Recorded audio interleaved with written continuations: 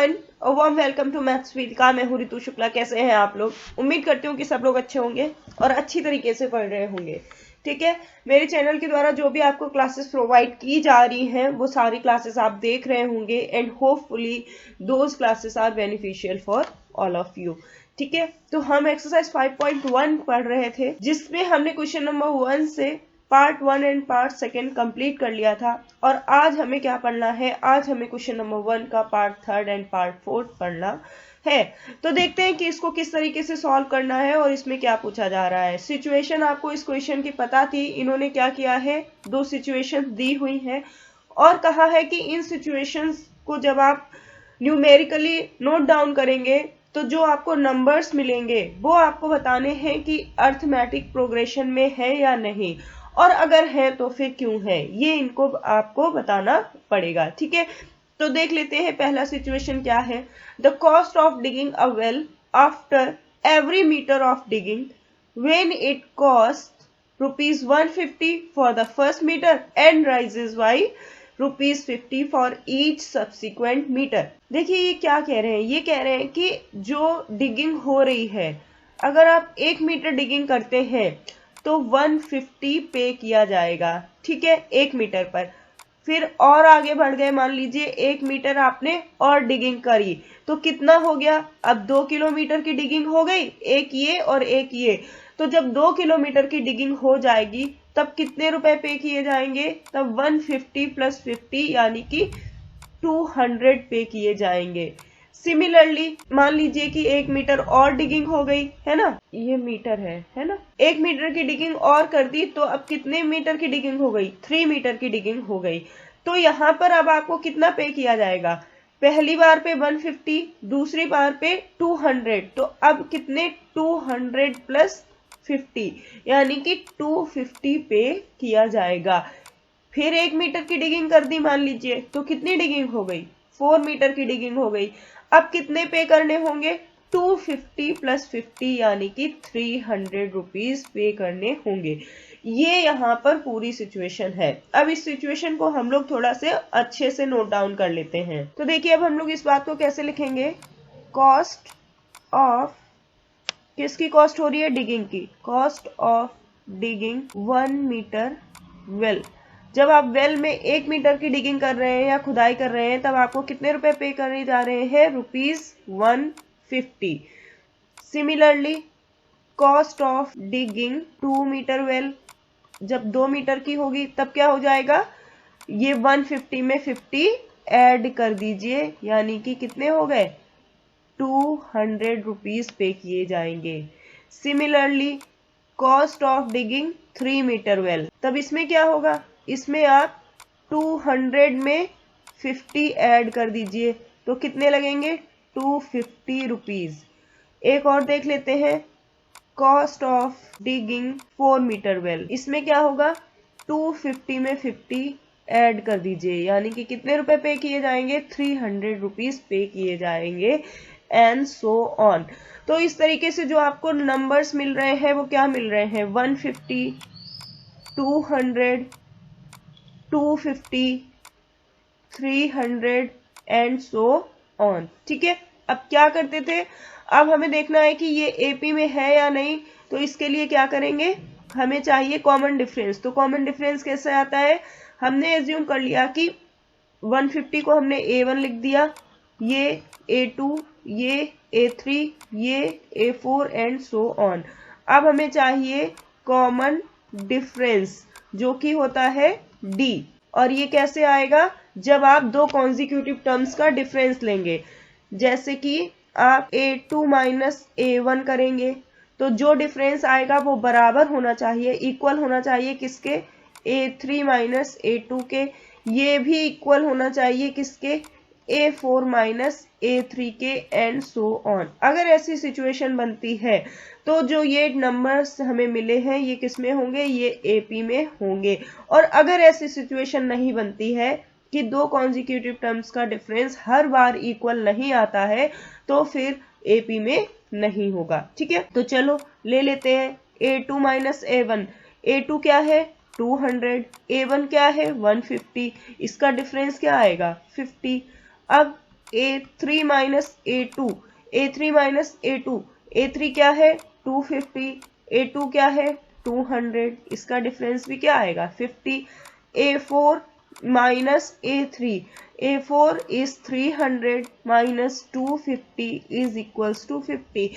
So we can see कि difference हर बार 50 ही मिलेगा आगे सभी टर्म्स तक। अब पता नहीं कितने टर्म्स हों, तो हमें यहाँ पे टर्म्स पता नहीं है ना, तो जो लास्ट वाला टर्म होगा वो nth टर्म होगा, तो उसे an लिख देते हैं। ये इनफाइनाइट सीरीज है, मतलब कि इसमें हम नंबर्स काउंट नहीं कर सकते हैं। तो अब हम देख सकते हैं कि कॉमन डिफरेंस हर जगह सेम आया है, तो ये जो नंबर्स होंगे वो किस में होंगे, AP में होंगे, और यही बात अब हमको लिख देनी है। तो बस ये बात हमने यहाँ पर लिख दी है कि ये हर जगह पर जो कॉमन डिफरेंस है वो सेम है। दैट्स वाई ये जो गिवन नंबर्स हैं या जो ये सिचुएशन हमको दी गई थी वो किस में है, वो AP में है। ये बात हमने यहाँ पर लिख दी। होपफुली ये पूरी सिचुएशन, पूरा क्वेश्चन आपको समझ आ गया होगा, और अगर आपको समझ आ रहा है तो don't forget to like and share, है ना, लाइक भी कर दीजिएगा और शेयर भी कर दीजिएगा, सो दैट दूसरे बच्चों को भी फायदा मिल सके। तो यहाँ पर ये हमने पार्ट 3 कंप्लीट कर दिया। अब हम चलते हैं पार्ट 4 की तरफ। तो देखिए ये है आपका पार्ट 4। इसमें कहा जा रहा है the amount of money in the account every year when ₹10,000 is deposit at compound interest at 8% per annum.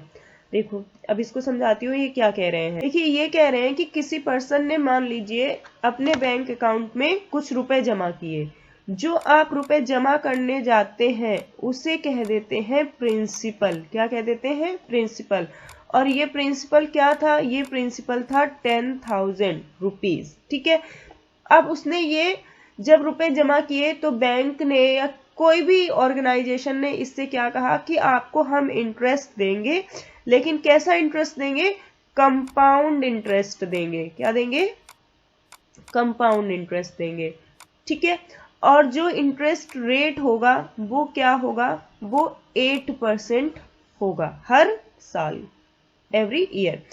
अब कंपाउंड इंटरेस्ट और सिंपल इंटरेस्ट में क्या डिफरेंस होता है, सिंपल इंटरेस्ट में जो प्रिंसिपल है वही हमेशा रहता है। आपको चाहे आप 10 साल के लिए पैसे जमा करें या चाहे आप 5 साल के लिए जमा करें, आपको हमेशा ये 10,000 पर ही इंटरेस्ट मिलेगा। पर कंपाउंड में ऐसा नहीं होता है। कंपाउंड में क्या होता है, ये जो प्रिंसिपल है वो चेंज होता रहता है, ठीक है। हमेशा 10,000 पर आपको इंटरेस्ट नहीं मिलेगा, प्रिंसिपल चेंज होता रहेगा। इंटरेस्ट क्या है, इंटरेस्ट वो एडिशनल अमाउंट है या वो एक्स्ट्रा अमाउंट है जो आपको बैंक दे रही है। अब मैं आपको बताती हूँ कि क्या बता रही हूँ मैं। प्रिंसिपल समझ गए, जो रुपए आप जमा करेंगे, रेट समझ गए, जिस रेट पर आपको इंटरेस्ट मिलेगा। अब एक टर्म आता है अमाउंट। अमाउंट तो अमाउंट क्या होता है, जब प्रिंसिपल में आप इंटरेस्ट ऐड कर देते हैं वो हो जाता है अमाउंट। अभी मैं इसको कंपाउंड इंटरेस्ट के फॉर्मूले से नहीं, मैं आपको सिंपल इंटरेस्ट के फॉर्मूले से ही सीधे से बताती हूँ। देखो जब आप इंटरेस्ट काउंट करते हैं तो आप क्या करते हैं, PRT/100।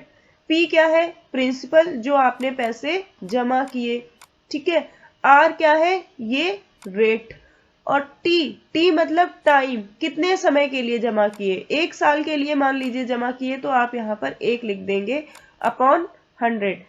ये कैंसिल हो जाएंगे तो आपको 100 × 8 यानी कि 800 रुपए क्या मिला, इंटरेस्ट मिला। अभी सिंपल और ये सब भूल जाइए, मान लीजिए जो आपको इंटरेस्ट मिला वो क्या मिला, 800 रुपीज मिला।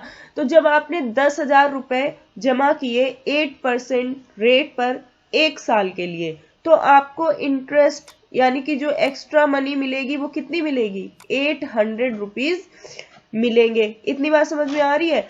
तो आपने जमा किए थे 10,000 और 1 साल के बाद क्या हुआ, कितने रुपए हो गए, 10,000 तो थे ही और ये 800 आपको एक्स्ट्रा मिल गए 1 साल के बाद। तो अब कितने रुपए हो गए, 10,800 रुपीज आपके अकाउंट में हो गया। अब क्या होगा, अब पहले साल के लिए प्रिंसिपल ये था, ठीक है। अब ये प्रिंसिपल नहीं रहेगा। अब जो आपको आगे इंटरेस्ट मिलेगा वो इस अमाउंट पर मिलेगा, 10,800 पर, ठीक है। कंपाउंड में यही होता है, हर बार आपका प्रिंसिपल चेंज हो जाता है।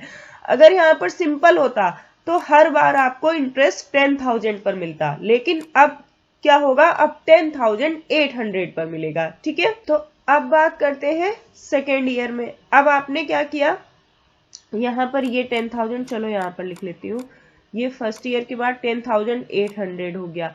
अब फिर एक साल बाद क्या होगा, एक साल बाद क्या होगा, अब जब आप यहाँ पे 10,000 जमा किए तो ये 10,800 हो गए। अब फिर आपने ये 10,800 एक साल के लिए बैंक में पड़े रहने दिए।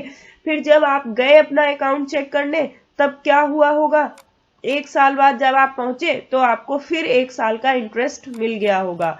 तो अब जो इंटरेस्ट मिलेगा वो 10,800 पर 8% के रेट से एक ईयर के लिए मिलेगा। तो अब कितना मिलेगा, अब आपको मिलेगा 108 इंटू 8 यानी कि 864 मिलेगा, ये इंटरेस्ट आपको मिलेगा। तो ये इंटरेस्ट क्या होगा, ये इंटरेस्ट आपके प्रिंसिपल में ऐड हो जाएगा।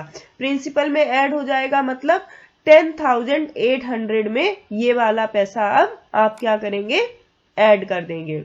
10,800 में आप क्या ऐड कर देंगे, 864 ऐड कर देंगे। तो आपको जो मिलेगा वो मिलेगा 4, 6, 8, 8, 16, ठीक है, एंड 1। 10,000 जमा किए तो वो 10,800 हो गए।